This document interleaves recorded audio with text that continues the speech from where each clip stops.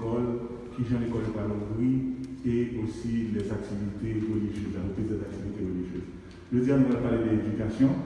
Et pour parler d'éducation, ensemble avec les confrères, Mélodie Vincent qui va gagner pour introduire le ministre, je dis au sujet que a gagné pour nous parler là.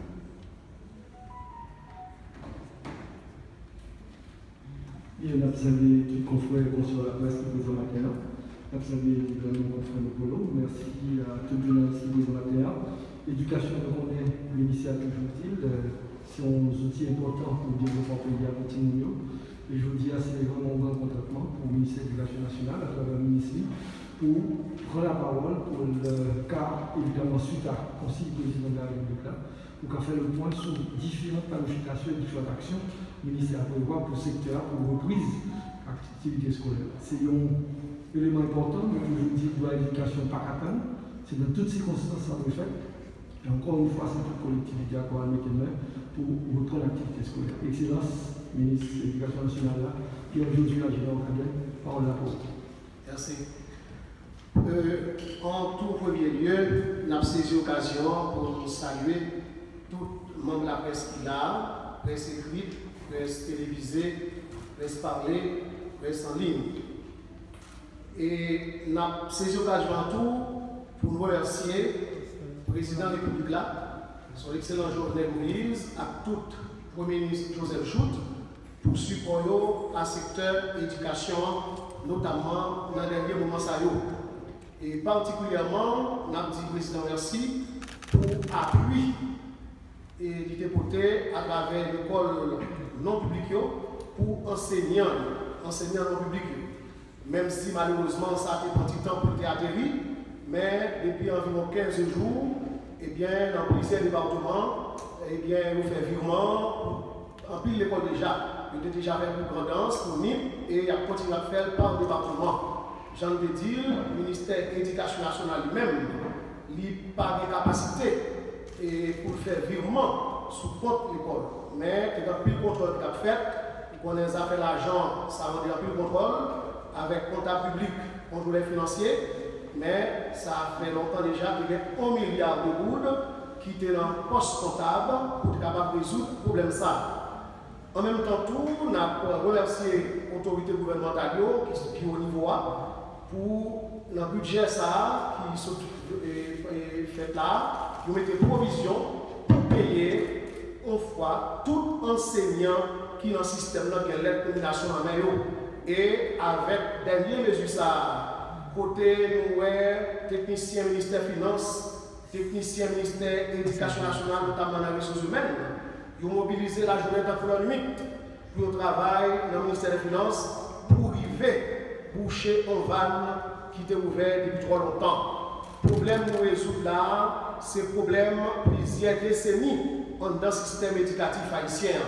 Côté 10 727 enseignants qui ont l'aide dans le de tout budgétiser, de tout recevoir premier chèque et ils vont continuer à recevoir chèque, mais pour ça que les arriérés, parce que vous connaissez l'état aujourd'hui sur le plan économique, après l'autre politique, la turbulence politique, l'autre mondial avec le coronavirus là, le Covid-19 là, eh bien, tout pays dans le monde fait face à des problèmes économiques assez graves et Haïti pas épargné. Comme ça, c'est dans un nouveau budget par le gagnant, il va mettre des provisions pour payer arriéré. Mais, et à partir de juin, nous en juillet qu'on y a, mais dans 4 jours là, il va toucher chaque juin, il va continuer à toucher jusqu'à fin exercice fiscal ça, et dans le nouvel exercice, nous allons pencher sous arriéré.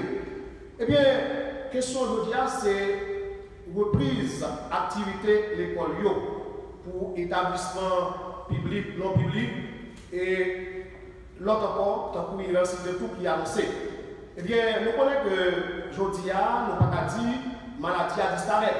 Mais tout partout dans le monde, ils ont lancé vers un déconfinement progressif et prudent. Pendant que aujourd'hui en Haïti, d'après tous vos spécialistes, nous finissons pic là. Si vous regardez bien, hier dimanche, c'est 39 cas qui étaient enregistrés.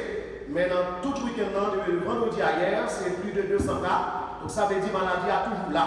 Mais nous-mêmes, tout, il faut que nous mettions au pas avec la maladie pour ne pas être bloqués. Il faut que nous apprenions à vivre avec la maladie. C'est comme ça, l'autorité gouvernementale, eh bien, à plus haut niveau, prend décision pour ouvrir progressivement, de manière prudente, le pays. Donc c'est dans ce sens-là, l'école elle-même, le 10 août qui va venir là, nous allons reprendre l'activité. On nous dit que, jour 19 mars, les décisions ont été prises. Depuis jour ça, nous commençons à travailler tout dans le ministère de l'Éducation nationale, qui a un pile scénario, un pile calendrier réaménagé, bien remanié, qui était là. Parmi eux, il y a ça qui a commencé le 3 août, il y a ça et 1er septembre, etc. Mais nous devons mettre le travail de commission, de groupes qui ont réfléchi sur ça, le ministère de l'Éducation nationale qui a proposé. Et deux groupes qui ont un pile spécialiste d'éducation, un pile directeur d'école, syndicaliste, syndicat d'enseignants, qui ont autour et ancien ministre de l'Éducation nationale, tant pour Gaston, notre Charles Dardieu. Mais avant ça, tout le monde fait un compte en visioconférence avec tout agent éducatif. Eh bien, là, nous finissons prendre recommandation de commission de travail sur question ça. Là, nous finissons prendre recommandation et nous avons dit cellule scientifique là. Nous devons mettre campé sous pied deux protocoles.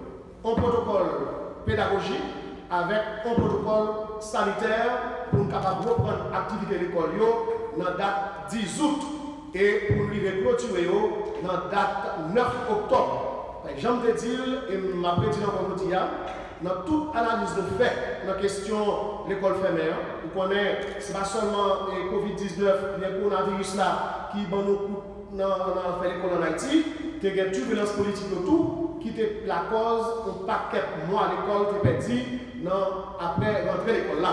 Cependant, nous remarquons que l'école qui travaille normalement de septembre à mars, et parmi l'école, ça rejoint l'école dans notre département nord-est, même dans l'ouest de l'école, tout à l'école dans la Gonave, même les turbulences politiques, ils doivent continuer le travail.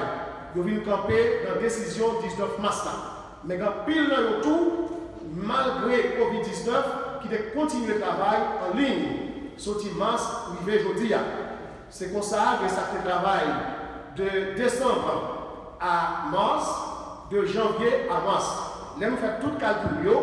Dans le ministère, vous remarquez que nous avons besoin, et pour nous capables de clôturer et valider l'année scolaire 19-20 ans, nous avons besoin d'environ 50 jours de classe. C'est pour ça, au niveau de direction programmation et ministère, il y a plusieurs calendriers qui étaient remaniés, et pour reprise qu'a fait 10 août là, le calendrier a déjà fait tout pour ça, mais la fermé le 9 octobre de l'année.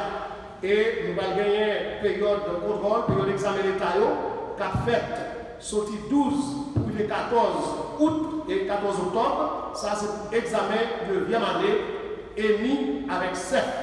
Et nous allons gagner un baccalauréat qui a fait sorti 19 pour arriver 22 octobre. Vous êtes capable de remarquer date, nombre de jours, nous avons l'examen, nous diminuer. Parce que des fois en Haïti, nous avons consacré plus passer un mois pour réaliser l'examen d'État, qui sont bêtes de temps. Ça a toujours fait des bousculades qui fait dans le jour de cours.